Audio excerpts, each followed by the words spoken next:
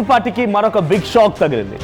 ఈరోజు తెలంగాణ డీజీపీ శివధర్ రెడ్డి ఎదురుగా మరో 40 మంది కీలకమైనటువంటి మావోయిస్టులు లొంగిపోబోతున్నారంట. దాంట్లో రాష్ట్ర కమిటీకి సంబంధించినటువంటి వాళ్ళు ఉన్నారు, ఛత్తీస్గఢ్కి సంబంధించిన వాళ్ళు ఉన్నారు, మరొక కేంద్ర కమిటీ సభ్యుడు కూడా ఉన్నారనేటువంటి చర్చ మొదలైంది. మధ్యాహ్నం 2:30 సమయానికి తెలంగాణ డీజీపీ మీడియా సమావేశం ఏర్పాటు చేసి వారిని మీడియా కూడా చూపించే అవకాశం ఉంది.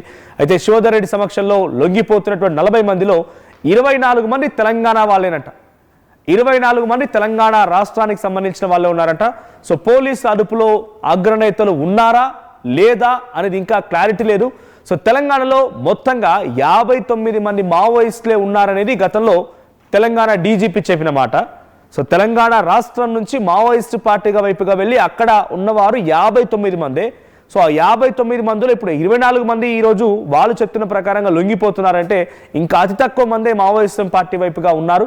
సో వారందరూ కూడా త్వరలోనే మేము మావోయిస్టు పార్టీలో నుంచి బయటకు తీసుకొచ్చి జనజీవన స్రవంతిలో కలుపుతామనేది పోలీసులు చెప్తున్నమాట. ప్రస్తుతం కేంద్ర కమిటీలో ఉన్నటువంటి వాళ్ళు గణపతి, దేవ్జీ, మల్లా రాజిరెడ్డి అండ్ పాక హనుమంతు, పస్నూర్ నరహరి. సో మరి వీరిలో ఎవరైనా ఈరోజు పోలీసుల ఎదుట లొంగిపోతున్నారా అనేది ప్రధాన చర్చగా ఉంది. సో మరోవైపు రాష్ట్ర నాయకత్వానికి సంబంధించి కూడా ఉన్నారనేటువంటి ఒక మాట వినిపిస్తున్న నేపథ్యంలో బడే చొక్కారావు పోలీసు ఎటు లొంగిపోతున్నారా అనేటువంటి ఒక చర్చ కూడా జరుగుతోంది, ఒక అనుమానం కూడా అందరిలో మొదలైంది. సో ఇప్పటివరకు పోలీసులు చెప్తున్న ప్రకారంగా 40 మంది మాత్రం లొంగిపోతున్నటువంటి సమాచారం ఉంది, కానీ ఎవరు లొంగిపోతున్నారు, వాళ్ళు ఏ స్థాయిలో ఉన్నారనేది ఇంకా క్లారిటీ లేదు. బట్ యాజ్ ఆఫ్ నౌ మనకున్నటువంటి ఇన్ఫర్మేషన్ ప్రకారంగా 3 రాష్ట్ర కమిటీ నాయకులతో పాటుగా మిగిలినటువంటి వారు కూడా కింద మావోయిజంలో సభ్యులుగా ఉన్నవారే. సో 24 మంది తెలంగాణ రాష్ట్రానికి సంబంధించిన వారు, 16 మంది ఛత్తీస్గఢ్ రాష్ట్రానికి సంబంధించిన వారు. సో మొన్న కొమరంభీం ఆసిఫాబాద్ జిల్లా సిర్పూర్లో పట్టుబడ్డటువంటి ఆ 16 మంది మావోయిస్టులను కూడా ఈ రోజే మీడియా ముందు ప్రవేశపెట్టే అవకాశం ఉంది. సో 40 మంది ఆయుధాలతో లొంగిపోబోతున్నటువంటి మాట తెలుస్తున్న నేపథ్యంలో ఇది ఒక బిగ్గెస్ట్ నెంబర్ అని చెప్పాలి. తెలంగాణ రాష్ట్రంలో ఈ రోజు లొంగిపోతున్నటువంటి వారి సంఖ్యలో చాలా బిగ్గెస్ట్ నెంబర్ ఇది. అట్ ది సేమ్ టైం చాలా కీలకమైన నేతలు ఉన్నారట. మా ప్రతినిధి నిర్మల కూడా ఉన్నారు ఫోన్ లైన్లో. నిర్మల, ఈరోజు లొంగిపోతున్నటువంటి దాంట్లో ఎవరైనా కీలకమైన నేతలు ఉన్నారా? పోలీసులు ఏదైనా కీలకమైన నేతల పేరు చెప్తున్నారు. రాష్ట్ర నాయకత్వం అంటే తెలంగాణ రాష్ట్రానికి సంబంధించి రాష్ట్ర కార్యదర్శిగా వ్యవహరిస్తోంది బడే చొక్కారావు అలియాస్ దామోదర్. సో ఆయన పేరేమైనా వినిపిస్తోందా? ఎస్ మనోజ్, నిజంగానే, ఎందుకంటే తను కూడా లొంగిపోతున్నారు అని తెలుస్తుంది. ఇప్పుడు జరుగుతున్నటువంటి కాల్పుల్లో కూడా భయపడిపోయి అందులో ప్రజాదరణ కూడా తగ్గిపోయింది అని చెప్పేసి కూడా మావోయిస్టులు అందరూ కూడా దాదాపు 40 మంది వరకు లొంగిపోయే అవకాశం ఉంది. అది కూడా డీజీపీ ఎదురుగా కూడా వాళ్ళు లొంగిపోయే అవకాశాలు కనిపిస్తున్నాయి. కాబట్టి మరి శివధర్ రెడ్డి కూడా ఈరోజు మధ్యాహ్నం ప్రెస్ మీట్ పెట్టి అన్ని వివరాలు కూడా తెలియజేస్తాము అని చెప్పేసి కూడా చెప్తూ ఉన్నారు. మరి ఈ మావోయిస్టులు గతంలో కూడా దాదాపు 60 మంది వరకు తెలంగాణ రాష్ట్రం నుంచి కూడా లొంగిపోయినట్టుగా తెలుస్తూ ఉంది. ఇప్పుడు మాత్రము 24 మంది తెలంగాణ రాష్ట్ర మావోయిస్టులే లొంగిపోవడం జరుగుతుంది ఈరోజు అనేది కూడా ఇప్పుడు చర్చనీయాంశంగా మారింది అని కూడా చెప్పుకోవచ్చు.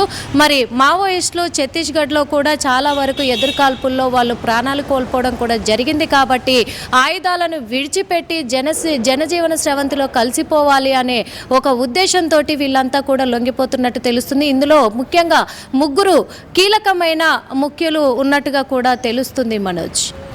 రైట్, అంటే దీంట్లో రాష్ట్ర నాయకత్వానికి సంబంధించిన ప్రధానమైన పేర్లు బయటకు వస్తున్నాయా?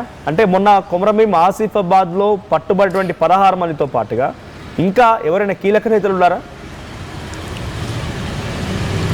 ఎస్, ఒక 10 మంది పేర్లు మాత్రము వినబడుతూ ఉన్నాయి. అందులో వచ్చేసి కూడా కమిటీలో ఉన్నటువంటి వాళ్ళలో గణపతి, దేవ్జీ, అలాగే మల్లా రాజిరెడ్డి, పాక హనుమంతు, వాళ్ళతో పాటు తెలంగాణలో ఉన్నటువంటి వాళ్ళలో మాత్రము కార్యదర్శి కూడా సత్యనారాయణ రెడ్డి, కంకనాల రాజిరెడ్డి, ముప్పిడి సాంబయ్య, పవనానందరెడ్డి, అలాగే రత్నాబాయి వీళ్ళంతా కూడా లొంగిపోతున్నట్టుగా తెలుస్తూ ఉంది Manoj. Right, thank you Nirmala. So మొత్తంగా మావోయిస్టు పార్టీకి సంబంధించి రోజు రోజుకి ఆదరణ తగ్గిపోతోంది. టెక్నాలజీ పరంగా భద్రతా బలగాలని పోలీసులను కూడా ఎదుర్కోవడానికి ఏ మాత్రం కూడా మావోయిస్టులకి అంత టెక్నాలజీ లేదు. సో పైపెచ్చు ఆపరేషన్ కగార్ పేరుతో కేంద్ర ప్రభుత్వం ఎక్కడికక్కడ జల్లెడ పడుతోంది అడవులన్నింటినీ కూడా. సో హిడ్మా లాంటి వ్యక్తుల్ని పట్టుకోగలిగింది, హిడ్మా లాంటి వ్యక్తుల్ని హతమార్చగలిగింది అనుకున్నప్పుడు ఇంకా మావోయిస్ట్ పార్టీలో చాలామంది ఉన్నప్పటికీ హిడ్మా లాంటి వ్యక్తులు కొంత పవర్ఫుల్, ప్రధానంగా వినిపించిన పేర్లు. అటువంటి సిచ్యువేషన్లో ఇంకా కింది స్థాయిలో ఉన్న వాళ్ళు, లేకపోతే ఆయన తర్వాత పనిచేస్తున్న వాళ్ళు, రాష్ట్ర నాయకత్వం అయినా కేంద్ర సభ్యులైనా కూడా వారంతా ఇబ్బంది పడుతున్నారు, భయపడిపోతున్నారు. సో ఎటు ఏ వైపు నుంచి పోలీసులు, భద్రతా బలగాలు వచ్చి తమని అంతమొందిస్తాయో, లేదంటే మావోయిస్టు చెప్తున్న ప్రకారంగా బూటకోపి ఎన్కౌంటర్ల పేరుతో తమని హతమారుస్తాయో తెలియక ఇబ్బంది పడుతూ ఉన్నారు. సో మావోయిజం అనేది బతికి ఉంటుంది అని వాళ్ళ బలంగా చెప్తున్నప్పటికీ మావోయిస్టులను మాత్రం ఇప్పుడున్న సిచ్యువేషన్లో కేంద్ర ప్రభుత్వం ఇప్పుడు జరిగినటువంటి చర్యలు చూస్తూ ఉంటే డెఫినెట్గా వాళ్ళ లక్ష్యాన్ని 2026 మార్చి కల్లా నెరవేర్చుకునే అవకాశం కనబడుతోంది. సో ఈరోజు డీజీపీ శివధర్ రెడ్డి ఎదుట 40 మంది మావోయిస్టులు లొంగిపోయే అవకాశం కనబడుతోంది.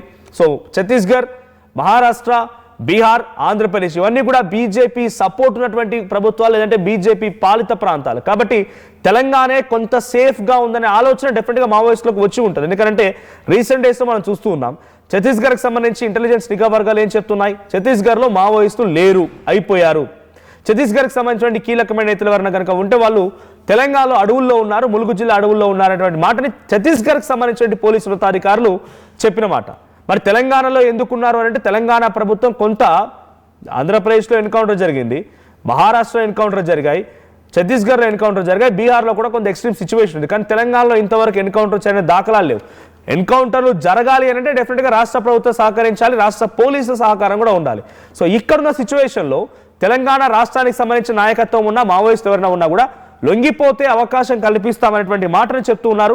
ఏకంగా కాంగ్రెస్ పార్టీకి సంబంధించి పిసిసి అధ్యక్షుడిగా ఉన్న మహేష్ కుమార్ గౌడ్ కూడా ఇటీవల కాలంలో మావోయిస్టులకు సంబంధించినటువంటి ఒక రౌండ్ టేబుల్ కాన్ఫరెన్స్లో హాజరై కూడా ఆయన కూడా ఇదే మాట్లాడుకొచ్చారు.